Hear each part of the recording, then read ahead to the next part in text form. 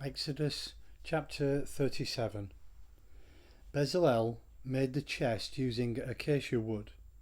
He made it 3 3/4 feet long and 2 1/4 feet wide and deep. He covered it inside and out with a veneer of pure gold and made a moulding of gold all around it. He cast 4 gold rings and attached them to its 4 feet, 2 rings on one side and 2 rings on the other. He made poles from acacia wood, covered them with a veneer of gold, and inserted the poles for carrying the chest into the rings on the sides.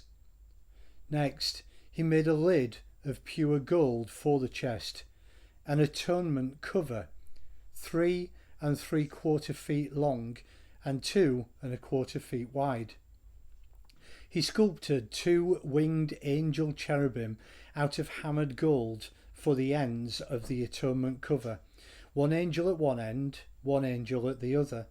He made them of one piece with the atonement-cover. The angels had outstretched wings and appeared to hover over the atonement-cover, facing one another, but looking down on the atonement-cover. He made the table from acacia wood. He made it 3 feet long, 1 1/2 feet wide and 2 1/4 feet high. He covered it with a veneer of pure gold and made a moulding of gold all around it. He made a border a handbreadth wide all around it and a rim of gold for the border. He cast 4 rings of gold for it and attached the rings to the 4 legs parallel to the tabletop. They will serve as holders for the poles used to carry the table. He made the poles of acacia wood and covered them with a veneer of gold. They will be used to carry the table. Out of pure gold he made the utensils for the table, its plates, bowls, jars and jugs used for pouring. He made a lampstand of pure hammered gold, making its stem and branches, cups, calyxes and petals, all of one piece. It had 6 branches, 3 from one side and 3 from the other, 3 cups shaped like almond blossoms, and calyxes and petals on one branch, 3 on the next, and so on, the same for all 6 branches.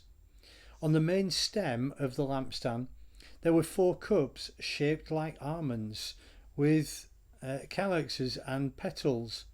The calyx extended from under each pair of the 6 branches. The entire lampstand with its calyxes and stems were fashioned from one piece of hammered gold. He made 7 of these lamps with their candle snuffers, all out of pure gold. He used the 75-pound brick of pure gold to make the lampstand and its utensils. He made an altar for burning incense from acacia wood.